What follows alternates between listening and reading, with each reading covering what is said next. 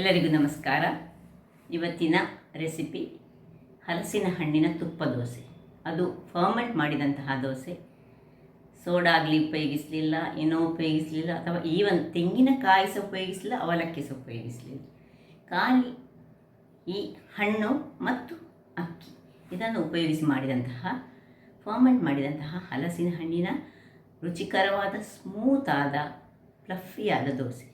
ಹಾಗಾದರೆ ಯಾರೆಲ್ಲ ನನ್ನ ಚಾನಲನ್ನು ನೋಡ್ತಿದ್ದೀರಿ, ಯಾರೆಲ್ಲ ಇನ್ನೂ ಸಬ್ಸ್ಕ್ರೈಬ್ ಮಾಡಿಲ್ಲ, ದಯವಿಟ್ಟು ಸಬ್ಸ್ಕ್ರೈಬ್ ಮಾಡಿ ಸಪೋರ್ಟ್ ಮಾಡಿ ಅಂತ ಹೇಳ್ತಾ ಬನ್ನಿ ಯಾವ ರೀತಿ ಈ ಒಂದು ದೋಸೆಯನ್ನು ಮಾಡೋದನ್ನು ನೋಡೋಣ.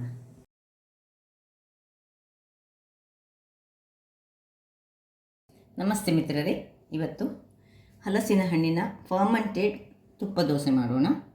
ಬಹಳ ಚೆನ್ನಾಗಿ ಬರ್ತದೆ. ಇದಕ್ಕೆ ತುಂಬ ಸಾಮಗ್ರಿಗಳು ಸಹ ಬೇಡ. ಕೇವಲ ನೋಡಿ, ಈ ಒಂದು ಲೋಟದಲ್ಲಿ ನಾನು 1 ಲೋಟ ದೋಸೆ ಅಕ್ಕಿ, ರಾ ರೈಸ್ ಅಂತ ಏನು ಕರಿತೇವೆ, ಇದನ್ನೊಂದು 4 ಗಂಟೆಗಳ ಕಾಲ ನೆನೆಸಿಟ್ಟುಕೊಂಡಿದ್ದೇನೆ. ಇಲ್ಲಿ ನೋಡಿ, ನೆನೆಸಿಟ್ಟುಕೊಂಡಂಥದ್ದು. ಮತ್ತು ಇದೇ ಒಂದು ಬೌಲಲ್ಲಿ 1 ಬೌಲ್ನಷ್ಟು ಫುಲ್, ಇದು 1 ಲೋಟದಲ್ಲಿ 1 ಲೋಟದಷ್ಟು ಫುಲ್ಲು ಈ ಒಂದು ಹಲಸಿನ ಹಣ್ಣು, ಬೀಜ ತೆಗೆದಂತಹ ಹಲಸಿನ ಹಣ್ಣು ಬೇಕು. ಮತ್ತು ಒಂದು ಅರ್ಧ ಚಮಚದಷ್ಟು ಹಳದಿಯ ಪುಡಿ, ಒಂದು 5-6 ಕಾಳು ಮೆಣಸು, 1 ಕಾಡಮನ್ ಅಂದರೆ ಏಲಕ್ಕಿ ಬೇಕು. ಮೊದಲಿಗೆ ಇದನ್ನೀಗ ಸಣ್ಣದಾಗಿ ಹೆಚ್ಚಿಟ್ಟುಕೊಳ್ಳೋಣ. ಸುರಿಗೆ ಹೆಚ್ಚಿಟ್ಟುಕೊಂಡು ಮತ್ತೆ ಮಿಕ್ಸಿ ಜಾರಿಗೆ ಇವುಗಳನ್ನು ಹಾಕ್ಕೊಳ್ಬೇಕು. ಹೆಚ್ಚಿಟ್ಟ ಹಾಗೆ ಮಿಕ್ಸಿ ಜಾರಿಗೆ ಹಾಕ್ಕೊಳ್ತೇನೆ. ನೋಡಿ, 1 ಹಾಕಿದೆ. ಎಲ್ಲವನ್ನು ಹೀಗೆ ಹೆಚ್ಚಿಟ್ಟುಕೊಂಡು ಮಿಕ್ಸಿಗೆ ಹಾಕ್ಕೊಳ್ತೇನೆ. ವೀಕ್ಷಕರೇ, ಎಲ್ಲವನ್ನು ಹಾಕ್ಕೊಂಡು ಇದಕ್ಕೆ ಕಟ್ ಮಾಡಿ ಹಾಕ್ಕೊಳ್ಳಿ, ಇಲ್ಲದಿದ್ದರೆ ಅದು ಗ್ರೈಂಡ್ ಆಗಲಿಕ್ಕೆ ಸ್ವಲ್ಪ ಕಷ್ಟ ಆಗ್ತದೆ. ಈಗ 1 ಅರ್ಧ ಚಮಚದಷ್ಟು ಹಳದಿಯ ಪುಡಿ ನೋಡಿ. ಇದರಲ್ಲಿ ಕಾಳು ಮೆಣಸು ಪ್ಲಸ್ ಕಾಡಮನ್ ಬೀಜಗಳುಂಟು, ಅಂದರೆ ಏಲಕ್ಕಿಯ ಬೀಜಗಳುಂಟು. ನಿಮಗೆ ಕಪ್ಪು 2 ಸಹ ಕಪ್ಪಾದ್ರಿಂದಾಗಿ ಮಿಕ್ಸ್ ಕಾಣೋದಿಲ್ಲ, 2 ಸಹ ಬೇಕು ನಮಗೆ. 1 ಈ ಏಲಕ್ಕಿಯನ್ನು ಸಿಪ್ಪೆ ತೆಗೆದು ಹಾಕ್ಕೊಂಡಂಥದ್ದು. ಈಗ ಇದನ್ನು ಸ್ವಲ್ಪ ನೀರು ಹಾಕ್ಕೊಂಡು ಗ್ರೈಂಡ್ ಮಾಡ್ಕೊಳ್ಳೋಣ. ಇಲ್ಲಿ ನೀವು ನೋಡ್ಬೋದು, ನಾನು ಇದಕ್ಕೆ ತೆಂಗಿನ ತುರಿ ಹಾಕ್ತಾಯಿಲ್ಲ, ಯಾಕಂದರೆ ಇದು ಫರ್ಮೆಂಟ್ ಮಾಡುವಂತಹದ್ದು, ಹಾಗಾಗಿ ಇದಕ್ಕೆ ತೆಂಗಿನ ತುರಿಯನ್ನು ಹಾಕ್ಕೊಳ್ಳಿಕ್ಕಿಲ್ಲ. ಈಗ ಇದನ್ನು ಸ್ವಲ್ಪ ನೀರು ಹಾಕಿ ಗ್ರೈಂಡ್ ಮಾಡಿ ತರ್ತೇನೆ. ವೀಕ್ಷಕರೇ, ಇಲ್ಲಿ ನೋಡಿ, ಇದು ಗ್ರೈಂಡ್ ಆಗಿ ಬಂತು. ಈಗ ಇದಕ್ಕೆ ನಾವು ಅಕ್ಕಿಯನ್ನು ಹಾಕ್ಕೊಳ್ಬೇಕು. ಯಾವಾಗಲೂ ಈ ಹಲಸಿನ ಹಣ್ಣನ್ನು ಮೊದಲಿಗೆ ಗ್ರೈಂಡ್ ಮಾಡ್ಕೊಳ್ಬೇಕು, ಇಲ್ಲದಿದ್ದರೆ ಅದು ಇದರ ಒಟ್ಟಿಗೆ ಅಕ್ಕಿ ಒಟ್ಟಿಗೆ ಗ್ರೈಂಡ್ ಆಗೋದಿಲ್ಲ. ಈಗ ನಾವು ತುಂಬ ನೀರನ್ನು ಹಾಕ್ಕೊಳ್ಬಾರ್ದು. ಹಲಸಿನ ಹಣ್ಣು ಗ್ರೈಂಡ್ ಮಾಡುವಾಗ ನಾನು ಇದರಲ್ಲಿ ಇಷ್ಟು ನೀರು, 1/4 ಲೋಟ ಸಹ ಅದಕ್ಕಿಂತ ಕಡಿಮೆ ನೀರನ್ನು ಹಾಕ್ಕೊಂಡು ಗ್ರೈಂಡ್ ಮಾಡಿದ್ದು. ಸ್ವಲ್ಪ ನೀರು ಹಾಕ್ಕೊಂಡದ್ದು ಬೇಕಿದ್ದರೆ ಮಾತ್ರ ಮಾಡೋಣ, ಯಾಕೆಂದರೆ ನಮಗೀಗ ಹಿಟ್ಟು ಈಗ ಮಾಡುವಂತಹದ್ದು ತುಂಬ ನೀರಾಗಬಾರ್ದು. ಸೊ ಇದನ್ನೀಗ ಚೂರು ನೀರನ್ನು ಹಾಕ್ಕೊಂಡು ನಾನು ನೋಡಿ, ಇಷ್ಟು ತುಂಬ ನೀರು ಹಾಕ್ಕೊಳ್ಳೋದು ಬೇಡ, ಬೇಕಿದ್ದರೆ ಮತ್ತೆ ಹಾಕ್ಕೊಳ್ಳೋಣ. ಹಾಕ್ಕೊಂಡು ಗ್ರೈಂಡ್ ಮಾಡ್ಕೊಳ್ಳೋಣ. ವೀಕ್ಷಕರೇ, ಇಲ್ಲಿ ನೋಡಿ, ಈ ರೀತಿ ಫೈನಾದ ಒಂದು ಪೇಸ್ಟ್ ಆಗಬೇಕು ನಮಗೆ. ಬ್ಯಾಟರ್ ಇಷ್ಟು ಫೈನ್ ಆಗಬೇಕು. ನಾನು ಈ ಲೋಟದಲ್ಲಿ ಅರ್ಧ ಲೋಟದಷ್ಟು ನೀರನ್ನು ತೆಗೆದುಕೊಂಡು ಹಾಕಿಕೊಂಡಿದ್ದೇನೆ. ಇದು ಮಾಡುವಾಗ ಈ ಹಲಸಿನ ಹಣ್ಣನ್ನು ಹೊಂದಿಕೊಂಡು ನಮಗೆ ಈ ನೀರು ಹಾಕುವಂಥದ್ದು ಬೇಕಾಗ್ತದೆ. ಸೊ ಹಲಸಿನ ಹಣ್ಣನ್ನು ನೋಡಿಕೊಂಡು ನೀವು ಹಾಕ್ಕೊಳ್ಬೇಕು. ನೋಡಿ, ಇದರಲ್ಲಿ ಸಹ ನೋಡಿ, ಹೀಗೆ ಕ್ರೀಮಿಯಾದ ಒಂದು ಪೇಸ್ಟ್ ಬ್ಯಾಟರ್ ರೆಡಿ ಆಯಿತು. ಈ ರೀತಿ ಬರಬೇಕು ನೋಡಿ, ಕಾಣ್ಬೋದು ನಿಮಗೆ. ಸೊ ಎಲ್ಲವನ್ನೀಗ ಒಂದು ಪಾತ್ರೆಗೆ ಹಾಕ್ಕೊಳ್ಳೋಣ. ಹಾಕ್ಕೊಂಡು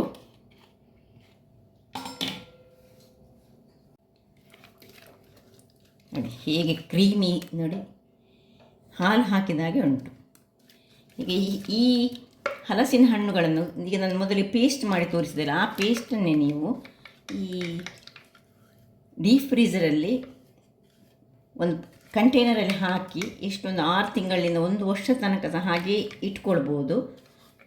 ಯಾವಾಗ ನಿಮಗೆ ಬೇಕು ಆಗ ಸ್ವಲ್ಪ ಅದನ್ನು ಹೊರಗಿಟ್ಟುಕೊಂಡು ಹೀಗೆ ದೋಸೆಯ ಅಥವಾ ಇಡ್ಲಿಯ ಏನಾದರೂ ಮಾಡಿಕೊಳ್ಳಿಕ್ಕೆ ಹಾಗೆ ಆಗ್ತದೆ. ಈ ಹಲಸಿನ ಹಣ್ಣಿನ ಸೀಸನ್ನಲ್ಲಿ ನಾವು ಹಾಗೆ ಮಾಡಿಟ್ಟುಕೊಂಡ್ರೆ ವರ್ಷ ಇಡೀ ನಾವು ಹಲಸಿನ ಹಣ್ಣಿನಿಂದ ದೋಸೆಯನ್ನು, ಇಡ್ಲಿಯನ್ನೆಲ್ಲ, ಗಟ್ಟಿಯನ್ನೆಲ್ಲ ತಿನ್ಬೋದು. ಈಗ ಇದಕ್ಕೆ ಸ್ವಲ್ಪ ನೀರನ್ನು ಹಾಕ್ಕೊಳ್ತಿದ್ದೇನೆ. ನೋಡಿ, ತುಂಬ ನೀರಾಗಬಾರ್ದು ನಮ್ಮ ಈ ಬ್ಯಾಟರ್, ಸ್ವಲ್ಪ ನೀರು ಹಾಕ್ಕೊಡ್ತಿದ್ದೇನೆ. ಮತ್ತು ಬೇಕಾದರೆ ಬೆಳಿಗ್ಗೆ ನಾವು ಹಾಕ್ಕೊಳ್ಳೋಣ.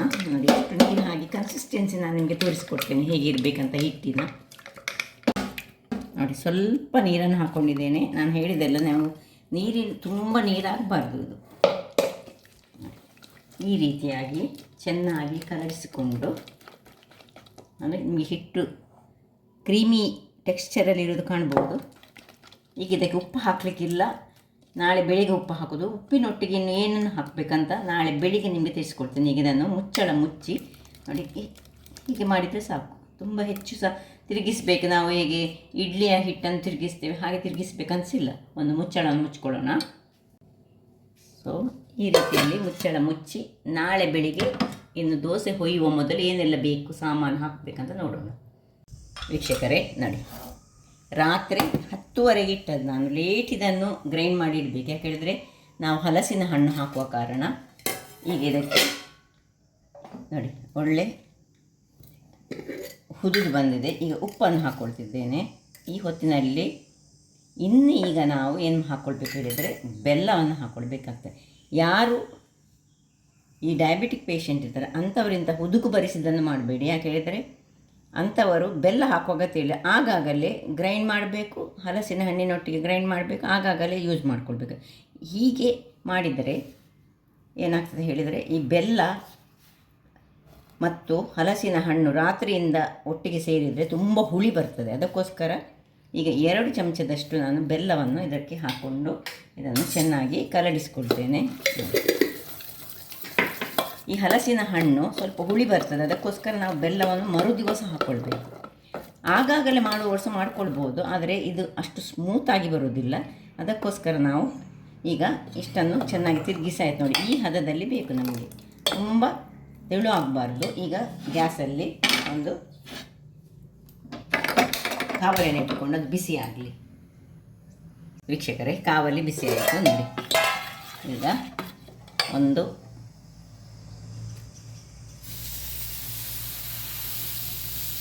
ಸೌಟು ಮತ್ತು ಚೂರು ಸಾಕು ಹಾಕಿ ಸ್ವಲ್ಪ ಹೀಗೆ, ಏನು ನಾವು ಈಸ್ಟ್ ಹಾಕಲಿಕ್ಕಿಲ್ಲ ಅಥವಾ ಉದ್ದ ಹಾಕಲಿಲ್ಲ, ಏನು ಹಾಕಲಿಲ್ಲ.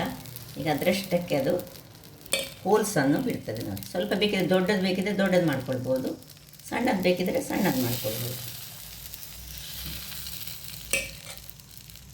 ನೋಡಿ. ಅದರಷ್ಟಕ್ಕೆ ಅದು ಹೋಲ್ಸ್ ಬರಲಿಕ್ಕೆ ಶುರುವಾಯಿತು. ಇನ್ನೀಗ ಇದರ ಮೇಲೆ ನಾವು ತುಪ್ಪ, ಈಗ ಮೇನ್ ತುಪ್ಪವೇ ಬೇಕು, ತುಪ್ಪವನ್ನೇ ಹಾಕ್ಕೊಳ್ಬೇಕು. ತುಂಬ ತೆಳು ಮಾಡಲಿಕ್ಕೆ ಹೋಗಬೇಡಿ, ಸ್ಪ್ರೆಡ್ ಮಾಡಲಿಕ್ಕೆ. ಇಷ್ಟ ಆದಮೇಲೆ ಇದನ್ನು ಮುಚ್ಚಿಟ್ಟುಕೊಂಡು ನಾವು ಬೇಯಿಸ್ಕೊಳ್ಳೋಣ. ವೀಕ್ಷಕರೇ, ಹದ ಉರಿಯಲ್ಲಿ ಬೇಯಿಸ್ಕೊಂಡಿದ್ದೇನೆ. ಒಂದು 3 ನಿಮಿಷ ಬೇಯಿಸ್ಕೊಂಡೆ.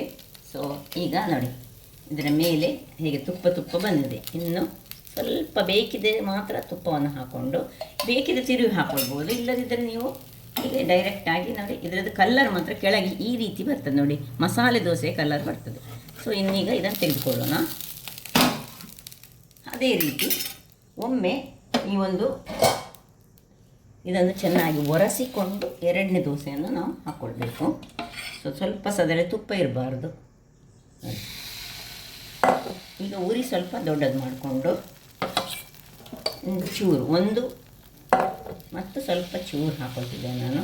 ಸ್ವಲ್ಪ ನಿಧಾನ, ತುಂಬ ಅಗಲಸ ಮಾಡಬಾರ್ದು, ತುಂಬ ತೆಳುಸ ಮಾಡಬಾರ್ದು ನೋಡಿ. ಅದರಷ್ಟಕ್ಕೆ ಕಣ್ಣು ಬರ್ತದೆ.